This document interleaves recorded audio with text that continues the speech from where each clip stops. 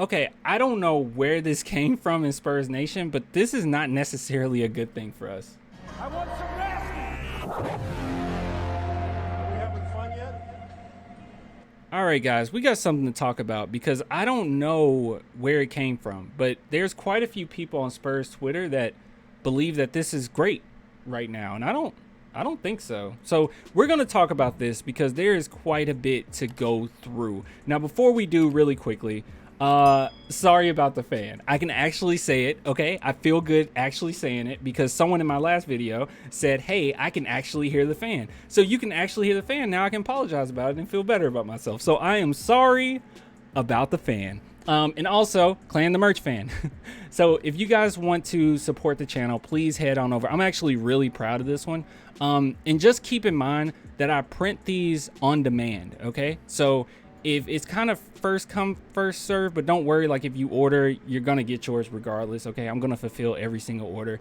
But just know that it might be a little bit of a wait, especially, you know, when I get quite a few early on, and that usually happens when I drop something new. So but yeah, this is the new one and for the September release, and I'm gonna have another one maybe in the few weeks. I'm not sure yet, but I have plenty of designs lined up for these coming months. But this is September, so if you guys want to support, please head on over and get yourself a beautiful Games shirt. I love you guys so much. I'm gonna cry. All right, Woj tweeted this out, so we know it's legit. So let's talk about this, and I'll give my thoughts on this and then go in on how this hurts our Spurs. So full trade. Utah is trading Donovan Mitchell to Cleveland for marketing, Agbaji, Colin Sexton, 3 unprotected first-round picks, and 2 pick swaps. Now, initially when I saw this, I was pretty reactionary. I said, this is not good. I was like, this is so much you had to give up. But then I sat back and I thought about it a little bit more, and you know what? No, it's fine. They weren't really interested in keeping marketing anyway. Colin Sexton, I mean, they already disrespected him. We knew they weren't really thinking to keep him. Now, Agbaji, I was actually a little shocked on this one. I was like, dang, you had to give up Agbaji? Because he would actually pair pretty well with Donovan Mitchell. But if that's the one guy you have to get rid of to get Donovan, sure. And then the 3 unprotected first-round picks and 2 pick swaps. I mean, it's kind of the going rate for a guy that's a borderline superstar, right? So more I thought about it, the more it makes sense for both teams. But then at the same time, I have no idea. Now, this is what I kind of came across on Twitter. And shout out to Matthew Tennant. He has like really good tweets and really good takes and stuff. But this one right here, I don't know how I really feel about it. So he says, on one hand, this trade creates more competition for the Spurs near the bottom of the standing. Now, this is actually my entire argument right here. I mean, we want competition. I mean, we don't want competition. I'm sorry. We don't want competition for being bad, okay? We want good competition in the West so we can be a pretty bad team. So the Jazz being bad, it doesn't help us. But then he says, on the other hand, this trade creates more competition in the East for the Hawks and Bulls in the coming years. The picks those teams owe San Antonio just became a bit more valuable. Now, this in particular, this is where I think some Spurs fans, like, this is what they think. And me personally, my opinion is that I think this is kind of a reach. I don't necessarily think this is that important that they have competition in the future, in the coming years. Now, the reason being, and I'm gonna break this down, okay, to the best of my ability, and we're gonna look at our draft picks so I can try to explain it. But just surface level, Hawks, they got DeJounte Murray for a 2-year deal, okay? So that'll be done in 2024, I believe, right? So I don't know how good they'll be in the 2025 season anyways. I have no idea, 2024, 2025. I don't know. They're probably going to be pretty bad anyway. And then when it comes to the Bulls, in the coming years, in 2025, the one that we have from them, we actually want them to be good. I mean, at least, I mean, if I'm saying this wrong, if I don't understand, please let me know. So I'm always thinking about what is coming up next. Now, don't get me wrong. I am praising the San Antonio Spurs for setting up our future for years on end, as you can see. But with that being said, the most immediate thing that we want is we want the Charlotte Hornets to be a good team because they're protected 1 through 16. So right now, we want Charlotte Hornets to be a pretty good team. That's what's pretty important right now. And I understand that, okay? And I'm sure lots of Spurs fans understand that. But when we jump down to 2025, 2025 first round draft pick from Atlanta. Yeah, I don't know if Atlanta going to be bad. I don't know if Cleveland is going to be the one to kind of push them all the way down. But sure, I understand where people are coming from, that they are going to have more competition in 2025. I don't know how good they'll be, especially if DJ leaves. I have no idea. I don't even know how good they are right now.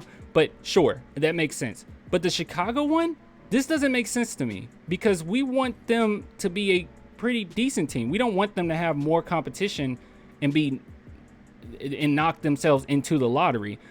Because as we can see here, starting 2 years after Chicago conveys a first round pick to Orlando, or in 2025, if this pick is not conveyed to Orlando, Chicago's first round pick to San Antonio protected for selections 1 through 10. So they have a protected pick 1 through 10.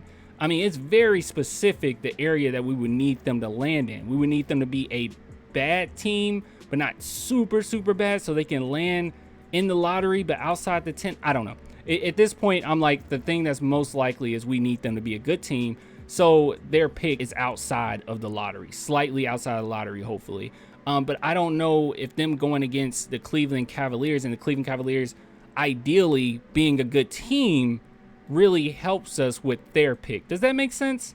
I hope I'm explaining this pretty well, because I understand people saying, okay, the bright side is that there's more competition for the Hawks and Bulls, but I just feel like that's kind of a stretch. We have no idea what the landscape of the NBA is going to be in 2025. All I know right now is that this upcoming season, the most valuable pick we have is our own. So we need to tank. And what's getting in the way of that is this. We don't want teams to be really bad in the West right now. You understand what I'm saying? That's the only thing that we know is a surefire thing. We need to be bad for either Scoot or Victor Wembanyama, and there's other guys that we still have to go over. But we need to be bad for these guys, right? We need to shoot it straight, go straight for these guys. Now, that's the most important thing. And we need Charlotte Hornets to be a good team. Okay, so I guess that kind of helps us in that regard. But the most important pick we have is our own. But if we're going all the way to 2025, I don't know. These teams might be bad anyway. I mean, Chicago Bulls, for instance, DeMar DeRozan, how old will he be? I don't even know if he'll still be with the team. Let's see. DeMar DeRozan age. Because how old is he? He's 33. He's 33 right now. So if we're talking 3 years down the line, I mean, he'll be 36, going on 37. I don't know if he'll even be with the team. What's his contract? I don't even know. I don't know. He might retire by then. Yeah, he got a 3-year deal. Yeah, I don't know. Look, what we need right now is for the Spurs to be as bad as possible. And this did not help us. This is the most important thing we need right now.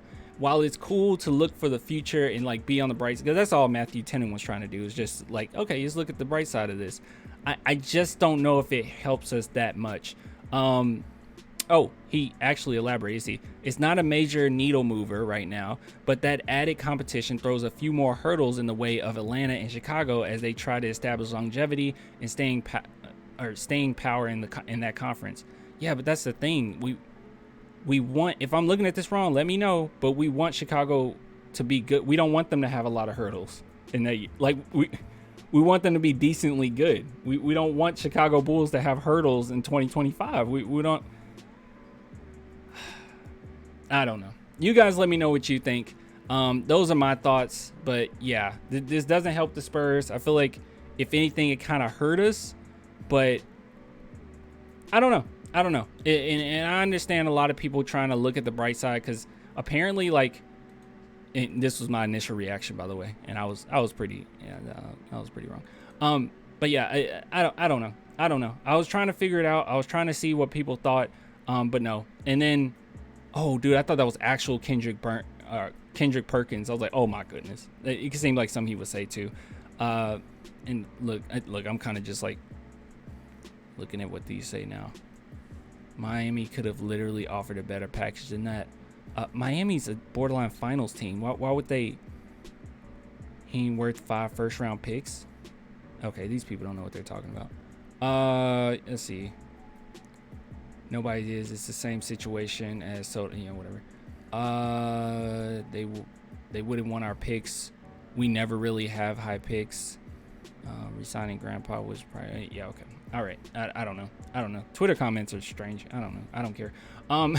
Anyways, you guys want to support the channel? Head on over to Clan the Merch Fan. The beautiful game is what I have just dropped. Can you guys see it? Can you see it? Look how beautiful that is. Look at it. Look at it. It's so gorgeous. Dude, you can literally see where I print off all the labels right here. Good God, bro. It's I would play it, but I'm just wasting the video right now. It's really loud. But anyways, I'm putting in that work, and if you guys want to support, please support your boy. It's there. I'll give it to you guys later, man. Until next time, deuces.